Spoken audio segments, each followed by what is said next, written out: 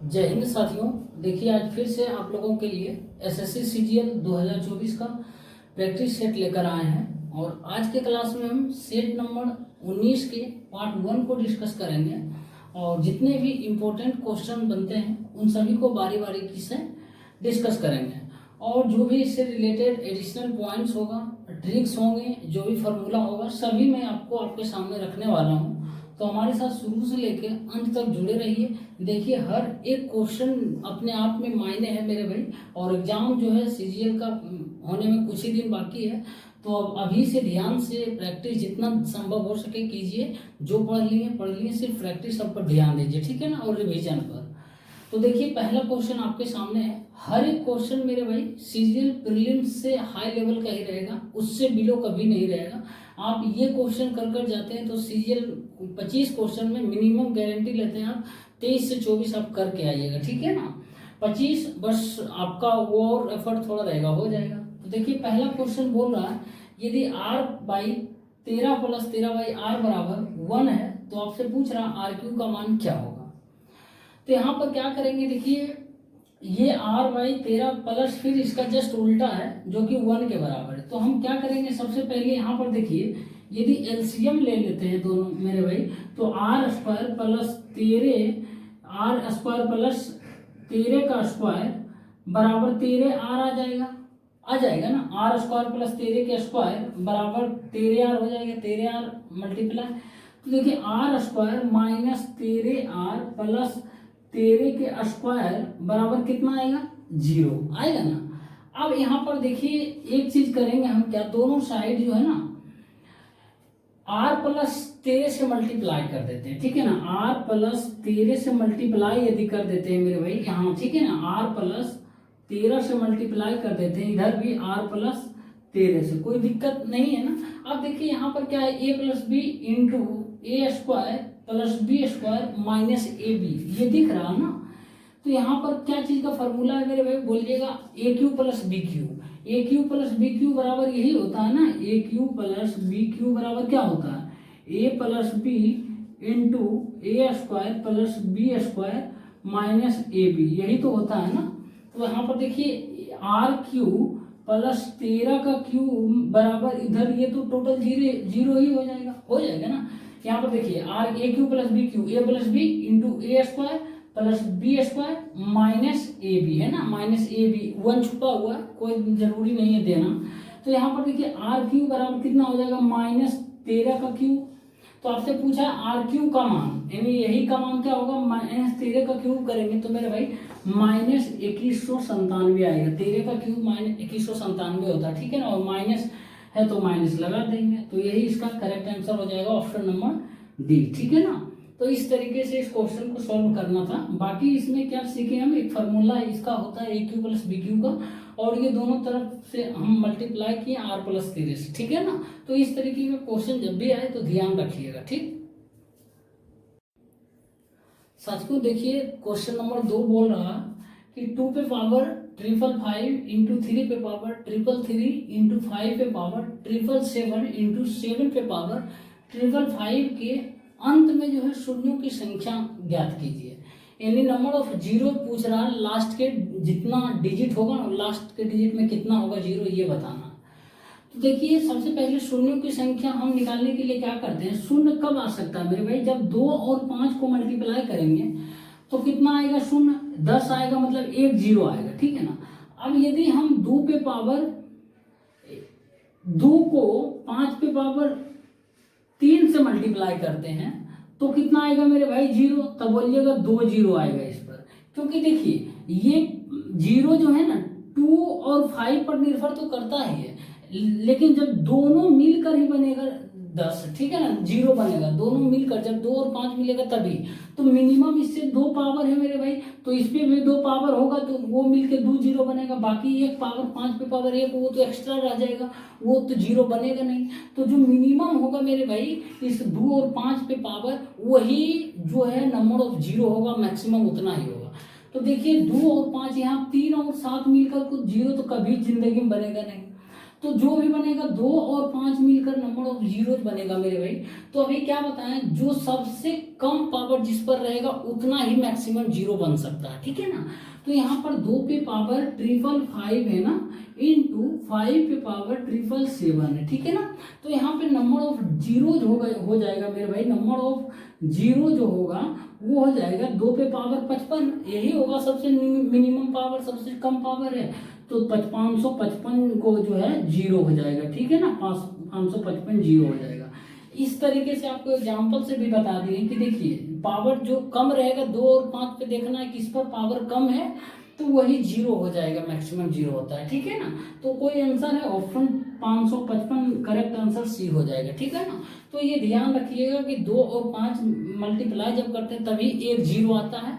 उसके बाद अब मान लिया जाए 2 पे पावर 5 यहाँ आता है, इंटू 5 पे पावर 3 आता, तो नंबर ऑफ जीरो पूछता, तो सबसे पावर कम कम किस में है, तो 3 है मेरे भाई, 3 है ना कम पावर, 5 पर सबसे कम 3 पावर है, तो टोटल जीरो जो है ना 3 वो हो जाता है, लास्ट में 3 जीरो हो जाता है, ठीक है ना। तो इस तरीके से आप याद रख सकते हैं, नहीं तो आप अपना कॉमन सेंस भी लगाकर इस क्वेश्चन को बना सकते हैं, कोई बड़ी बात इसमें नहीं थी, ठीक है ना। साथियों देखिए एक और सवाल है, बोल रहा है कि एक समकोण त्रिभुज का क्षेत्रफल जो है 216 सेंटीमीटर स्क्वायर है और इसका परिमाप जो है 72 सेंटीमीटर है।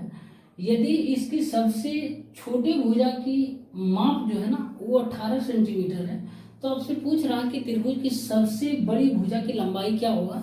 यानी इस समकोण त्रिभुज की सबसे बड़ी भुजा मतलब हाइपोटेनस पूछ रहा, मतलब कर्ल पूछ रहा, ठीक है ना। तो सबसे पहले क्या करेंगे, हम फिगर ड्रॉ कर लेते हैं मेरे भाई सुविधा के लिए। तो देखिए सबसे छोटी भुजा मान लेते हैं, यही 18 होगा मेरे भाई, यही दोनों में से कोई एक मान लीजिए। तो आपसे हाइपोटेनस पूछ रहा, अब इसका परिमाप दे दिया है मेरे भाई 72 सेंटीमीटर, ठीक है ना। और देखिए क्षेत्रफल दिया, क्षेत्रफल क्या होता है, समकोण त्रिभुज का 1/2 इंटू आधार, आधार इसी को मान लेते हैं, यदि एंगल ये थीटा है, 18 इंटू ऊंचाई नहीं पता है, ये ऊंचाई बराबर कितना दिया हुआ, 216 दिया हुआ।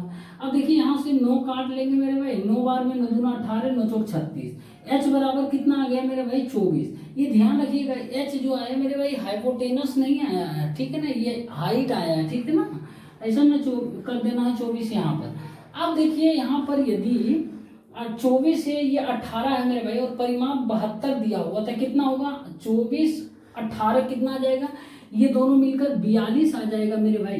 तो बाकी ये कितना बचेगा 30, यही बचेगा ना, तब ना जाके टोटल मिलेगा तो 72 सेंटीमीटर परिमाप होगा, ठीक है ना। 2 भुजा का सम आ गया तो तीसरा भुजा नहीं निकलेगा, तो option number A correct answer हो जाएगा। इसका सबसे लंबी भुजा यानी हाइपोटेनस पूछ रहा है जो कि 30 सेंटीमीटर होगा, ठीक है ना। बहुत ही अच्छा क्वेश्चन था।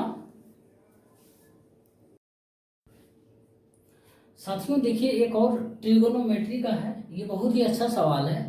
बोल रहा sine 70 degree minus 2 sine Q 70 degree upon 2 cos Q 70 degree minus cos 70 degree किसके बराबर है।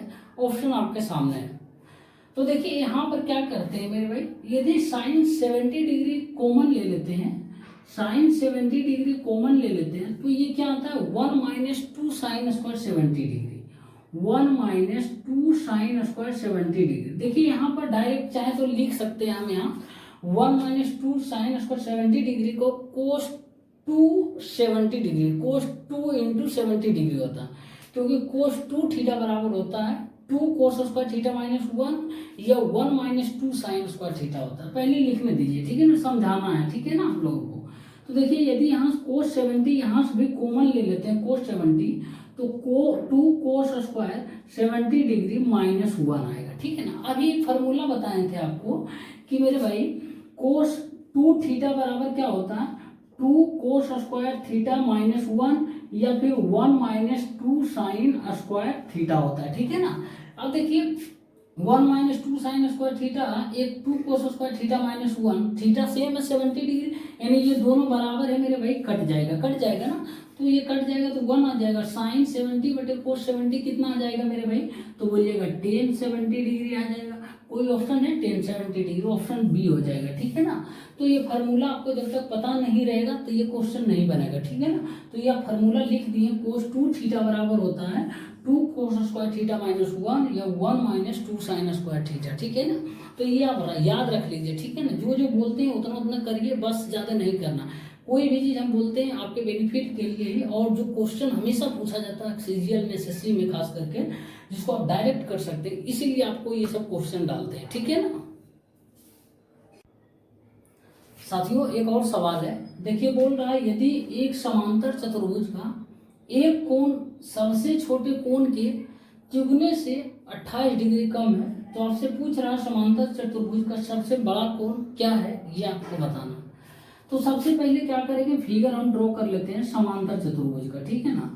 समांतर चतुर्भुज का क्या होता है ना कि आमने सामने का भुजा जो है पैरेलल होता है, समांतर, इसीलिए समांतर चतुर्भुज हम इसको बोलते हैं। जरूरी नहीं है कि चारों भुजाएं बराबर हो, जनरली चारों भुजाएं बराबर नहीं होती है, ठीक है ना, वो समचतुर्भुज में होता है। तो अब देखिए क्या बोल रहा है, समचतुर्भुज का एक कोण सबसे छोटे कोण के तिगुने से 28 डिग्री कम है, बस कुछ नहीं है। देखिए ये सबसे छोटा कोण मान लेते हैं थीटा है, ठीक है। अब ये बोल रहा है सबसे एक कोण ये मान लेते हैं मेरे भाई ये एंगल, ठीक है ना, ये एंगल मान लेते हैं। बोल रहा है सबसे छोटे कोण यानी थीटा के तिगुने से 28 डिग्री कम है, यानी ये हो जाएगा 3 थीटा माइनस 28 डिग्री मेरे भाई, यही होगा ना। अब देखिए समांतर चतुर्भुज मतलब ये पैरेलल है मेरे भाई, आमने सामने की भुजा, ये थीटा है मेरे भाई, ये एंगल थीटा है, तो ये भी एंगल थीटा हो जाएगा ना, होगा ना। पैरेलल अभी क्या बोले, समांतर चतुर्भुज में ये सामने वाली भुजा दो पैरेलल, ये भी होगी ये भी पैरेलल होगी, तो ये पैरेलल है तो मेरे भाई ये एंगल जितना वो भी इतना एंगल होगा ना। अब देखिए इन एक लाइन बन जाता है मेरे भाई, इस टोटल कितना डिग्री हो जाएगा ये लाइन मेरे भाई 180 डिग्री। अब यदि दोनों एंगल को जोड़ के 180 डिग्री बराबर कर देंगे ना, तो देखिए 3 theta minus 28 degree plus theta बराबर 180 डिग्री आएगा मेरे भाई। तो 4 थीटा बराबर कितना आएगा 208 डिग्री। तो थीटा बराबर कितना 4 × 20 4 × 8 52 डिग्री आ रहा। आपसे पूछ क्या रहा, सबसे बड़ा कोण क्या कौन सा है, तो सबसे बड़ा कोण कौन सा है मेरे भाई ये पूछ रहा। यहाँ पर सबसे बड़ा कोण कौन सा होगा, यहाँ पर देखिए क्या हो जाएगा, ये 52 डिग्री हो जाएगा मेरे भाई। तो ये कितना हो जाएगा 52 तिया 6 पंतिया 15, 156 में से 28 गया तो 128 डिग्री आ जाएगा। और ये सबसे बड़ा कोण यही होगा, ठीक है ना, सबसे बड़ा कोण मेरे भाई यही होगा। यदि ये 52 होगा ना मेरे भाई, तो देखो ये भी 52 ही होगा, ठीक है ना, ये भी 52 ही होगा, ठीक है ना, ये भी 52 ही होगा, ठीक है ना। तो ये 128 है मेरे भाई, तो ये भी 128 ही होगा। नहीं तो आप देखिए चारों कोणों को जोड़ लीजिए 360 डिग्री आता है कि नहीं, 52 52 104 28 28 128 128 कितना 256 360 डिग्री आ रहा ना मेरे भाई, आ रहा ना। तो यहाँ से भी आप अपने कॉमन सेंस लगाकर वेरीफाई कर सकते हैं, सबसे बड़ा एंगल यही होगा 128 degree, option number C is the correct answer होगा, ठीक है ना। तो देखिए एक सिर्फ क्वेश्चन आपको नहीं करवा रहे हैं, हर एक चीज खोल कर रख रहे हैं, ठीक है ना, ताकि आपको ऐसा ना कुछ और क्वेश्चन घुमा कर दे दे तो आप फंस जाइए। इसके अलावा भी देखिए एडिशनल चीज बता देते हैं ना, देखिए समांतर चतुर्भुज का क्या है प्रॉपर्टी वो भी बता दिए। तो इस तरीके से हम बताते रहेंगे मेरे भाई, और तब तक बताते रहेंगे ना जब तक कि आपको याद ना हो जाए, ठीक है ना। आप भी मेरे तरफ 25 क्वेश्चन प्रीलिम्स का जो है ना 20 मिनट के अंदर 18 मिनट के अंदर आप कर दीजिएगा, ठीक है ना। बस वीडियो को लाइक और शेयर कर दीजिए। साथियों देखिए एक और सवाल है, एवरेज का है। बोल रहा है 11वीं पारी के बाद यदि औसत रन x द्वारा दर्शाया गया है और यदि 12वीं पारी में उसने 84 रन बनाए हैं, जिससे उसका औसत क्या होता है 4 रन बढ़ गया, ठीक है ना। तो 12वीं पारी के लिए नया औसत रन कितना है ये आपको बताना है, यानी 12वीं पारी के बाद जो औसत रन है ये कितना है। तो देखिए 11वीं पारी के बाद औसत रन जो है x द्वारा दर्शाया गया। यदि नहीं भी बोलता, सिर्फ बोल देता कुछ रन है तो भी हम x मान लेते, ठीक है ना। तो देखिए 11वीं पारी का औसत रन मेरे भाई x है, टोटल पारी 11 नीचे लिखते हैं और बटे बराबर जो औसत होता है ये इस टोटल योगफल 11 पारी का जो रन होगा उसका योगफल होगा ना। अब देखिए 12वीं पारी में उसने क्या किया 84 रन बनाया। अब देखिए टोटल 12 पारी खेलता है, अब 11 पारी तक जो भी रन बनाया होगा उसके बाद 12वीं पारी जो आया इसमें 84 रन बना दिया, ठीक है ना। यहाँ से लेके यहाँ तक 11 पारी है मेरे भाई। उसके बाद ये 12वीं पारी में 84 रन बनाया, तो 12 पारी का औसत टोटल कितना हो गया, 4 रन से बढ़ गया। मतलब पहले औसत 4 था, तो अब कितना हो गया मेरे भाई, x+4 हो गया। बस कुछ नहीं, अब x का मान पूछ रहा है, x+4 का मान पूछ रहा है। 1 मिनट, अब देखिए यहाँ टोटल 11 पारी का रन होगा, तो 11 पारी का टोटल रन क्या हो जाएगा, 11x हो जाएगा। यही 11 पारी का टोटल रन है, तो ये 11x हो जाएगा मेरे भाई। अब ये मल्टीप्लाई करेंगे तो कितना हो जाएगा, 12x+48 हो जाएगा। क्रॉस मल्टीप्लीकेशन करेंगे ना, तो देखिए यहाँ पर क्या हो जाएगा, x बराबर क्या हो जाएगा मेरे भाई, x बराबर हो जाएगा 46 हो जाएगा। 84 माइनस 48 होगा तो कितना हो जाएगा, नहीं 36 हो जाएगा ना, 36 हो जाएगा, ठीक है ना। 8 से 14 4 बाकी है, ठीक है। यहाँ कुछ नहीं है, x का मान निकालने हैं, x बराबर 36। लेकिन आपसे पूछ क्या रहा है कि 12वीं पारी के लिए नया औसत रन कितना है, तो 12वीं पारी के लिए नया औसत रन मेरे भाई x नहीं है, x+4 है, ठीक है ना, ध्यान रखना। यदि पूछता नया उसका औसत कितना था तो सीधा बोल देते x का मान जो है 36, लेकिन 12वीं पारी के लिए पूछ दिया, यहाँ ध्यान देने वाली बात है। तो यहाँ 4 ऐड हो जाएगा मेरे भाई, x+4 है ना, बराबर हो जाएगा 40 रन हो जाएगा। ऑप्शन नंबर डी इसका करेक्ट आंसर हो जाएगा, ठीक है ना। तो सावधानी से इस क्वेश्चन को करना है, क्या बोल रहा है, जो बोल रहा है वही करना, ठीक। साथियों देखिए एक और सवाल है, और ये रेकरिंग का है, बहुत सिंपल है लेकिन बहुत ही गलत करने वाला सवाल है। अक्सर स्टूडेंट्स इस तरीके का क्वेश्चन गलत कर देते हैं, नहीं तो छोड़ देते हैं डर के मारे, लेकिन नहीं करना है मेरे भाई, छोड़ना ना है ना गलत करना है। देखिए बोल रहा 0.987 माइनस 0.756, और यहाँ पर बार लगा हुआ है कुछ डिजिट के ऊपर, जैसे 87 के ऊपर बार लगा हुआ है मेरे भाई, यहाँ पर 56 के ऊपर एक बार लगा हुआ है, ठीक है ना। इसको p/q के रूप में व्यक्त करें, जहाँ p और q पूर्णांक है, और यहाँ कंडीशन है q नॉट इक्वल टू 0 होना चाहिए, ठीक है ना। तो देखिए कोई भी संख्या बताएं कि जिसके ऊपर बार रहता है मेरे भाई लगा हुआ, उसका रिपीटेशन हो रहा। जैसे कि मैं आपको बोलूँ 1/3 को यदि आप डिवाइड कीजिए 1 को 3 से, तो क्या करते हैं 0.33 करते हैं ना मेरे भाई, 33। असल में आप क्या कर सकते हैं 0.3 पर बार भी लगा सकते हैं, ठीक है ना। इसका मतलब है कि कट नहीं रहा मेन रूप से, ये हमेशा रिपीट करते जा रहा है, ठीक है ना। तो जैसे 20/3 को हम क्या करते हैं 6.666 करते हैं ना, इस तरीके से बार लगा सकते हैं इसमें, ठीक है ना। 6.66, तो बस वही है, बार जिस पर लगा हुआ रहता है उसका मतलब रिपीटेशन होता है, ठीक है ना। अब देखिए इसको हम क्या करेंगे, सबसे पहले तो रेकरिंग का जो सवाल आता है वो तो कर लेंगे कि नीचे में 0.9 लगा देना है, फिर 0 लगाना है। सबसे पहले इसका यहीं पे बहुत सारे स्टूडेंट फंस जाएंगे कि घटाना कैसे है मेरे भाई, वहां पर तो ठीक है फ्रैक्शन में कर देते हैं, लेकिन घटाने का तरीका अभी क्या बोले, वही रिपीट होता है। तो 0.9 क्या है 87, रिपीट किसका हो रहा है, जिस पर बार है जितना पर, तो 87 पर बार है, मतलब 87 रिपीट कर रहा है। इसको आप जितना मन होता है उतना बार लिखिए, जोड़ करना या घटाव करना है तो इसको कम से कम जितना बार रिपीट हो रहा है 2 बार लिखना। जिससे 87 है, ये मतलब इसका रिपीटेशन हो रहा है 8-7 का, तो 8-7 एक बार और कम से कम लिखना है मेरे भाई, ठीक है ना। ज्यादा से ज्यादा भी लिख सकते हैं, लेकिन आपके पास टाइम है तो। अब देखिए इसको हमको घटाना कितना है, 0.756 पर बार लगा हुआ है मेरे भाई, तो एक बार और कम से कम 56 लिख सकते हैं। नहीं तो आप 8-7 लिखते रहिए जिंदगी भर मेरे भाई, कोई दिक्कत नहीं, कोई रोकने वाला नहीं, लेकिन टाइम नहीं है उतना लिखने का, ठीक है ना। आप क्या करेंगे मेरे दोस्त, घटाएंगे। देखिए 7 में से 6 गया था 1, 8 में से 5 गया मेरे भाई 3, अब देखिए 7 में से 6 गया तो 1, 8 में से 5 गया मेरे भाई 3, अब देखिए 9 में से 7 गया तो 2, फिर 0.0। अब देखिए यहाँ पर तो एक अंक का स्टार्टिंग पॉइंट के बाद एक अंक पे तुम बार नहीं लगेगा। अब देखिए 3 1 है मेरे भाई, 3 1, ऐसे ही पता लग जाएगा कौन सा नंबर रिपीट कर रहा। तो 3 1 मतलब 31 जो है ना ये रिपीट कर रहा, तो हम ये हटा देते हैं, फालतू का क्यों लिखेंगे। 2 और 0.231 आ गया। अब इसको क्या आपने हल कर सकते हैं p/q को, तो रेकरिंग हटाने के लिए क्या करते हैं 231 करेंगे मेरे भाई, जितना पर रेकरिंग है जितना नंबर पे उतना 9 लिखते हैं, और जितना पर नहीं है उतना 0 लिख देते हैं। तो 231/900, सॉरी 1 मिनट, हाँ 231 है मेरे भाई, एक 0 लिखा, उसके बाद फिर जो जिस पर रेकरिंग नहीं है ना उसको घटाएंगे भी, ध्यान रखिएगा। तो 229 बटे मेरे भाई 990 हो जाएगा। कोई ऑप्शन है तो ऑप्शन नंबर बी इसका करेक्ट आंसर हो जाएगा, ठीक है ना। तो ध्यान रखिएगा यहाँ पर घटाने जोड़ने का तरीका, आप जोड़ने का भी रहता तो आप इसी तरीके से करते, ठीक है ना। मेरे भाई ये कहीं नहीं बताएगा कोई, बस ये बता देता है कि इतना को फ्रैक्शन में आप बदलिए, लेकिन ये कोई जोड़ो घटाओ ज़्यादातर नहीं बताता, ठीक है ना। तो मैं हर एक चीज़ बताऊंगा आपको, ठीक है, जितना मेरे पास है मेरे भाई सब दे दूंगा। तो देखिए यहाँ उसके बाद फिर जितना पर रेकरिंग है उतना 9 लिख देंगे, जितना पर नहीं है उतना 0, फिर ये जितना पर नहीं उसको घटा देंगे, बस सेवा समाप्त हो गया, ठीक है ना। इस तरीके से वीडियो को लाइक कर दीजिए, बढ़िया लग रहा है मेरे भाई, ठीक है ना।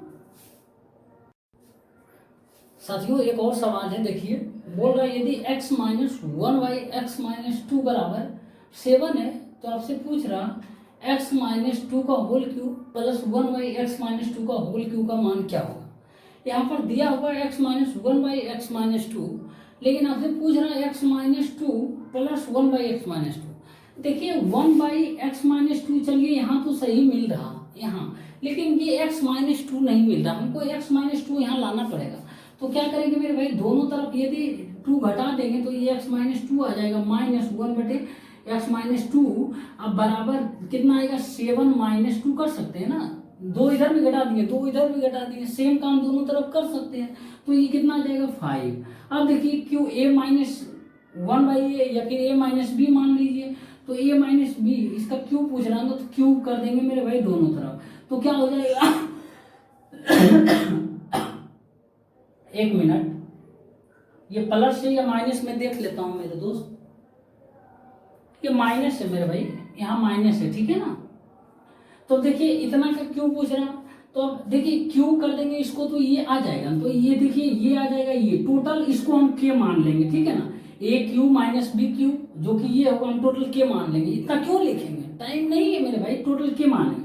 a Q minus B Q दोनों मान, माइनस 3ab खत्म इंटू a-b बराबर 5 दिया हुआ था, बराबर 5 के क्यू 125, तो बराबर कितना हो जाएगा, प्लस को 15 हो जाएगा, उधर जुट के 3 × 5 बराबर 15 हो जाएगा, तो 125 और 15 मेरे भाई 140 आ जाएगा। x माने थे, इसको मान लिए थे टोटल, तो ये आंसर करेक्ट हो जाएगा, ठीक है ना। इतना मत लिखना मेरे भाई, बस मन में ही देख लेना कि a cube minus B cube हम सीधे के मान लेते बस, फिर -3ab खत्म इंटू a-b का मान दिया हुआ 5 बराबर 5 के क्यूब, ठीक है ना। उसके बाद उधर ले जाके ऐड कर देना, आ जाएगा आंसर, ठीक है ना। इतना नहीं लिखना, ठीक। साथियों देखिए एक और सवाल है, बोल रहा है चित्र में ABCD एक समलंब है जिसमें AB पैरेलल DC है एवं AB बराबर 6DC है।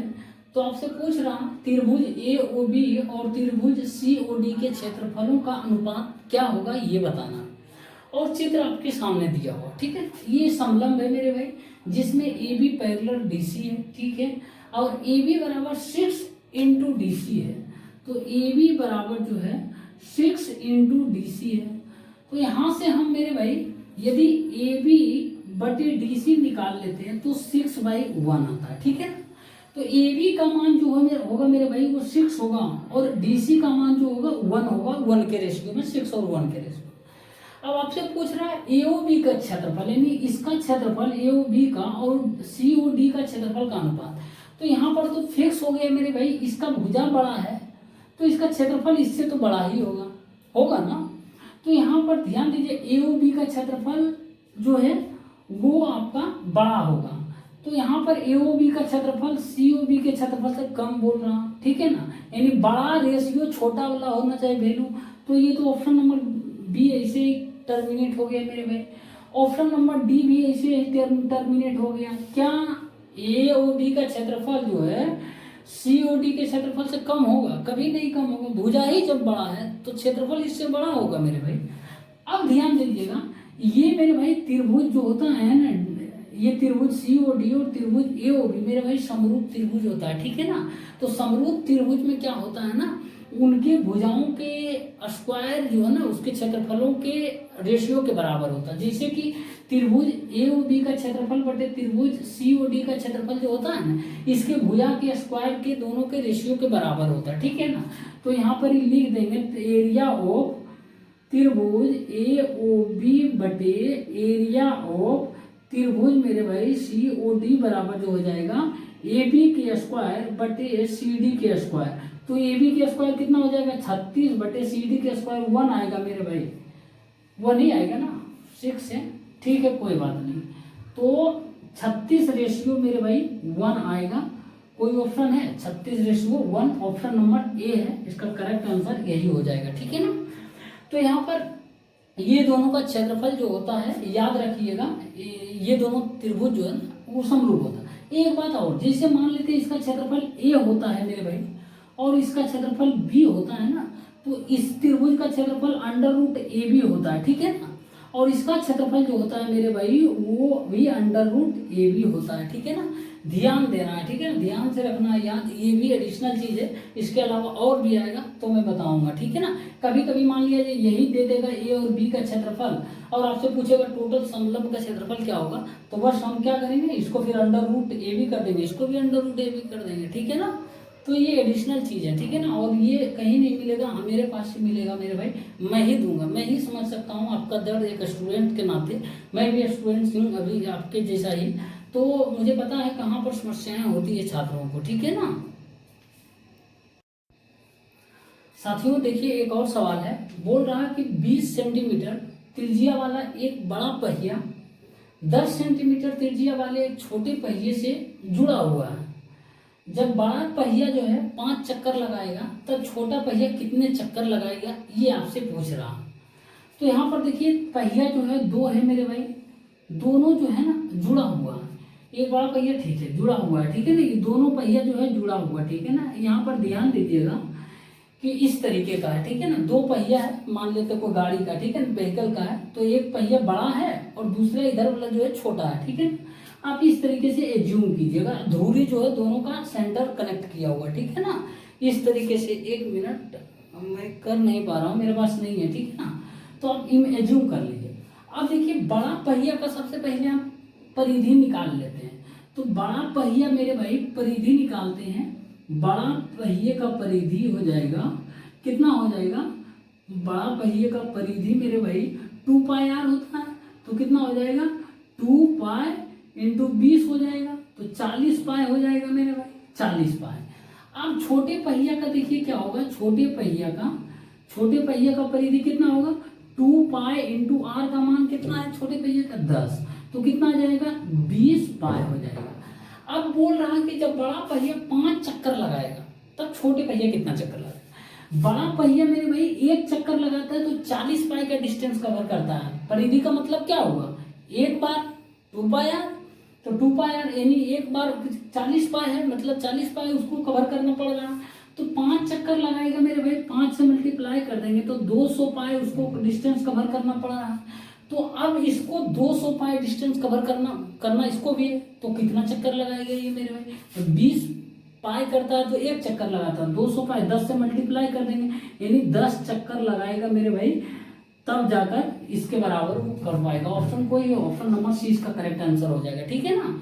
तो ये एक बार में 20 पाई करता है, तो 1 चक्कर में 20 पाई का डिस्टेंस कवर करता है, तो 200 पाई करने के लिए उसको 10 चक्कर लगाना पड़ेगा। बस सिंपल सी सवाल था, बस घुमा दिया था, गुगली फेंका था, ठीक है ना। इसको बस शांति से बनाइए, सब क्वेश्चन बनेगा मेरे भाई, ठीक है ना। मेरा भी वही फंडा है, आपको भी मैं वही बताता हूँ। साथियों देखिए एक और सवाल है, बोल रहा है यदि ओ जो है त्रिभुज ABC का लंब केंद्र है और BOC जो है एंगल BOC बराबर 100 डिग्री है, तो आपसे पूछ रहा है एंगल BAC की माप क्या होगी।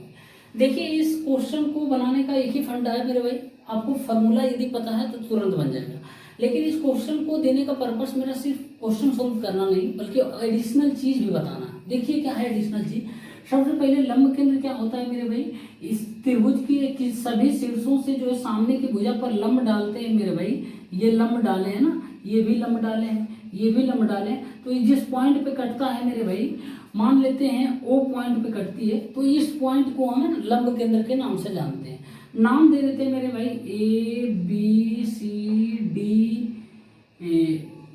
ABCDEF, ठीक है ना। अब जो होता है मेरे भाई एंगल BAC की माप पूछ रहा है, BAC, तो देखिए यहाँ पर क्या होता है ना मेरे भाई, एंगल BOC बराबर होता है, एंगल BOC बराबर 180 डिग्री माइनस एंगल बी ए सी होता है, ठीक है ना। एंगल बी ए सी बोलिए या एंगल ए पूरे डायरेक्ट बोलिए, कोई दिक्कत नहीं। अब आपसे क्या पूछ रहा है, एंगल बी ए सी का माप पूछ रहा है ना, तो एंगल बी ए सी बराबर क्या हो जाएगा, angle B O C sorry 180 degree minus 180 degree minus angle B O C हो जाएगा, यही होगा ना। इसको इधर ले लाइए, इसको उधर लेकर चले जाइए, तो क्या हो जाएगा मेरे भाई 180 डिग्री माइनस 100 डिग्री दिया हुआ है एंगल बी ओ सी बराबर 100 डिग्री, तो कितना आ जाएगा 80 डिग्री। यही इसका करेक्ट आंसर हो जाएगा, एंगल बी ए सी बराबर। अब रुक जाइए मेरे भाई, ऑप्शन नंबर सी करेक्ट हो गया। इसके अलावा और एक चीज लिख लेना मेरे भाई, लंब केंद्र में जैसे एंगल बी और सी बराबर 180 डिग्री माइनस एंगल बी ए सी हो गया, उसी तरीके से एंगल सी ओ ए अभी लिख लीजिए मेरे भाई, वीडियो पॉज करके लिखिए, एंगल सी ओ ए बराबर हो जाएगा 180 डिग्री माइनस फिर एंगल ये बी हो जाएगा, टोटल हो जाएगा सी बी ए कर लीजिए जो भी बोलिए, और उसके बाद एंगल ए ओ बी बराबर हो जाएगा, एंगल ए ओ बी बराबर 180 डिग्री माइनस एंगल सी हो जाएगा, ठीक है ना। अब ये तीन चीज लिख लिए, एक क्वेश्चन में तीन चीज और बता रहे हैं, इसका रिलेशन भी होता है मेरे भाई, कभी कभी ए ओ डी बी ओ ई सी ओ एफ के बीच रिलेशन भी पूछता है, तो देख लेना मेरे भाई, ए ओ गुने ओ डी बराबर बी ओ गुने ओ ई बराबर सी ओ गुने ओ एफ होता है मेरे दोस्त, इतना भी लिख लेना। कभी कभी ऐसा होता है ना, इस चार में से तीन को दे देगा, चौथा पूछेगा कोई, ठीक है ना। तो ये याद रखना मेरे भाई, सिर्फ ये क्वेश्चन देने का मकसद ये बनाना नहीं था, बहुत बहुत कुछ सिखाना था, ठीक है ना। तो पसंद आ रहा है मेरे भाई, वीडियो को लाइक और शेयर कर दीजिए जमकर, ठीक है ना। आपके लिए इतना प्रयास कर रहे हैं, आपका फर्ज बनता है कि वीडियो को लाइक और शेयर करिए, ठीक है ना। साथियों देखिए एक और सवाल है, बोल रहा है यदि ए बी सी डी एक चक्रीय चतुर्भुज है जिसमें एंगल ए बराबर 4x डिग्री, एंगल बी बराबर 7x डिग्री, एंगल सी बराबर 5y डिग्री और एंगल डी बराबर y डिग्री है, तब आपसे x रेशियो y का मान पूछ रहा क्या होगा। तो चक्रीय चतुर्भुज क्या होता है मेरे भाई, चक्रीय चतुर्भुज उसको बोलते हैं जिसके चारों वर्टिसेस मेरे भाई, चारों शीर्ष यानी चारों कोना त्रिभुज के परिधि को टच करता हो कम से कम, ठीक है ना। ये कंडीशन है चक्रीय चतुर्भुज का, ठीक है ना, कम से कम चारों कोण परिधि को टच करता है। तो ए बी सी डी नाम दे देते हैं, दिया हुआ ए बी सी डी, ठीक है ना। और ध्यान रखिएगा चक्रीय चतुर्भुज के आमने सामने कोणों का योग 180 डिग्री होता है। जो चीज बोल रहे हैं वो लिख लेना मेरे भाई, ठीक है ना। आपको लगता है रेलिवेंट, आपको लगता नहीं पता है, तो वो चीज जरूर लिखना, ठीक है ना, बहुत काम देगा मेरे भाई, बहुत काम देगा, ठीक है ना। चक्रीय चतुर्भुज के आमने सामने कोणों का योग 180 डिग्री, यानी angle A plus angle C बराबर 180 डिग्री होता है, और angle B plus angle D बराबर 180 डिग्री होता है। अब देखिए यहाँ पर एंगल ए जो है मेरे भाई वो 4x डिग्री दिया हुआ, ठीक है ना। एंगल बी जो है 7x डिग्री दिया हुआ है मेरे भाई, ठीक है ना। और एंगल सी जो है वो 5y डिग्री दिया हुआ मेरे भाई, और एंगल डी जो है वो y डिग्री दिया हुआ। अभी हम क्या बोले थोड़ा देर पहले कि चक्रीय चतुर्भुज के आमने सामने कोणों का योग 180 डिग्री होता है, यानी angle A plus angle C बराबर 180, यानी 4x degree plus 5y degree बराबर 180 डिग्री होगा मेरे भाई। उसके बाद इसी तरीके से 7x plus Y degree, 7x degree plus Y degree बराबर 180 डिग्री होगा, ठीक है ना। यदि 180 दोनों बराबर है ना, ये दोनों बराबर है मेरे भाई, 180 बराबर 180 है, तो दोनों को हम बराबर कर सकते हैं ना, कोई दिक्कत नहीं है ना। ये बराबर है मेरे भाई, तो दोनों को बराबर कर देना, ये दोनों बराबर, तो 4x प्लस 5y डिग्री बराबर 7x degree plus y degree बराबर है ना 180 का दोनों। तब यहाँ पर देखिए क्या हो जाएगा, इधर आ जाएगा तो आपका 3x बराबर 4y डिग्री, यही तो होगा ना मेरे भाई। आपसे पूछा क्या है, x y का मान x रेशियो y बराबर 4 रेशियो 3 हो जाएगा मेरे भाई, हो जाएगा ना, मजा आया ना मेरे भाई। 4 ratio 3 option number B correct answer हो जाएगा, ठीक है ना। तो इस तरीके से करना है, हड़बड़ाना नहीं है, बस कूल माइंड के साथ कोई भी क्वेश्चन हो एकदम बेसिक थॉट के साथ सोचना है, उसके बाद अप्लाई करना, थोड़ा सा सोचना है लेकिन, ठीक है ना, तब क्वेश्चन अपने आप बन जाएगा, कुछ नहीं रहता, ठीक है ना। बाकी जो बचा कुचा है मैं आपको बता दूंगा, ठीक है ना। बस आप पेशेंस रखिए और जुड़े रहिए हमारे साथ, और थोड़ा सा हमको भी हिम्मत दीजिए, वीडियो को शेयर कर दीजिए, लाइक कर दीजिए, और कमेंट भी, अपना फीडबैक भी दे सकते हैं, प्लस माइनस क्या है, ठीक है ना, अपना सुझाव भी दे सकते हैं, ठीक। साथियों देखिए एक और सवाल है, और ये कंपाउंड और सिंपल इंटरेस्ट दोनों का है, और ये बहुत ही इंपॉर्टेंट क्वेश्चन है। आप चाहें तो इसको स्टार मार्क कर सकते हैं। बोल रहा है 7200 रुपये पर 2 वर्षों के लिए समान ब्याज दर पर साधारण ब्याज और चक्रवृद्धि ब्याज के बीच का अंतर जो है 162 रुपया, तो आपसे पूछ रहा है ब्याज की दर ज्ञात कीजिए। साथियों, जब भी आपके सामने कंपाउंड इंटरेस्ट और सिंपल इंटरेस्ट के बीच का अंतर दे दिया रहे ना, 2 वर्ष का या फिर और कोई वर्ष का, तो सबसे पहले क्या करना है, यहाँ पर 2 वर्ष का, जैसे 2 ईयर्स के लिए लिख देते हैं मेरे भाई, फॉर 2 ईयर्स, ठीक है ना। जब CI माइनस SI का डिफरेंस जो होता है D हम मान लेते हैं, तो इसका होता है फार्मूला मेरे भाई D बराबर यानी डिफरेंस बराबर, डिफरेंस क्या, कंपाउंड इंटरेस्ट और सिंपल इंटरेस्ट का डिफरेंस, कितने वर्ष के लिए, 2 वर्ष के लिए। D बराबर PR² बटे 100 का स्क्वायर होता है, या 100 इंटू 100 आप कर सकते हैं। यहाँ P पता है प्रिंसिपल होता है, R जो है रेट होता है, तो यहाँ D का मान कितना है मेरे भाई, कंपाउंड और सिंपल इंटरेस्ट का अंतर कितना है, 162 है, तो 162 लिख देते हैं इसके जगह, बराबर P कितना है मेरे भाई, 7200 रुपये प्रिंसिपल है, R का मान पूछ रहा, R² बटे 100 इंटू 100, यही हो जाएगा। अब देखिए 2 0 खत्म हो गए। अब इसको 72 से यदि काटते हैं मेरे भाई, क्या हो जाएगा, 1 मिनट, 18 चौक 72 नहीं, 36 दूना 72 आ रहा, कोई बात नहीं, 18 चौक 72 आ रहा मेरे भाई, ये 25 चौका 100 आ रहा, ठीक है ना, 18 नमा 62 से, तो ये क्या आ जाएगा मेरे भाई, R² बराबर 25 गुने 9, 225 आ रहा, तो R बराबर कितना आएगा मेरा भाई, 15% आ जाएगा। आपसे यही पूछ रहा था रेट। 1 मिनट रुक जाइए, ये सीखें 2 वर्ष का जब कंपाउंड इंटरेस्ट और सिंपल इंटरेस्ट के बीच का अंतर और प्रिंसिपल रेट के बीच रिलेशन, लेकिन 3 साल का भी पूछता है मेरे भाई, 3 साल का भी याद रख लेना, अभी एक ही क्वेश्चन में लिख देते हैं। ये 2 साल का लिखे ना मेरे दोस्त, अब 3 साल का लिख लेना, ठीक है ना, 4 3 ईयर्स, ठीक है ना। कब, अब D वही होगा, D कितना होगा, D बराबर होता है PR² इंटू 300 प्लस R बटे 100 के क्यू होता है मेरे भाई, याद रख लेना, ठीक है ना। D यहाँ पर क्या होगा, कंपाउंड इंटरेस्ट और सिंपल इंटरेस्ट के बीच का अंतर CI माइनस SI होता है मेरे भाई, कितने साल का, 3 साल का। उसके बाद P तो प्रिंसिपल होगा ही, R रेट होगा इंटू 300 प्लस R बटे यहाँ 100 का क्यू होता है, और यहाँ 300 प्लस R एक्स्ट्रा में ऐड हो जाता है, ठीक है ना। तो ये ध्यान रखना, देखो एक ही क्वेश्चन में कितना बता दिए ना मेरे भाई, तो बाकी हम हर एक चीज़ आपको बताते रहेंगे, ठीक है ना। बस हमारे साथ जुड़े रहिए साथियों। आज के क्लास में इतना ही रहने देते हैं, उम्मीद करते हैं आपको जितना बताएं आज समझ आया होगा मेरे भाई, और ये भरोसा कीजिए आप प्रीलिम्स से हाई लेवल का है मेरे भाई, और इससे कभी भी हाई नहीं पूछेगा प्रीलिम्स में, हमें पता है। मैं खुद 3 बार दिया हूँ, ठीक है ना, मेंस भी दिया हूँ, 3 बार मेंस दिया हूँ, PT तो क्वालिफाई करके गया ना, तो पूरा एक्सपीरियंस है, कुछ खास सा है, ज़्यादा नहीं। तो ठीक है ना साथियों, आप जो बोलते हैं उतना करते जाइए, ठीक है ना।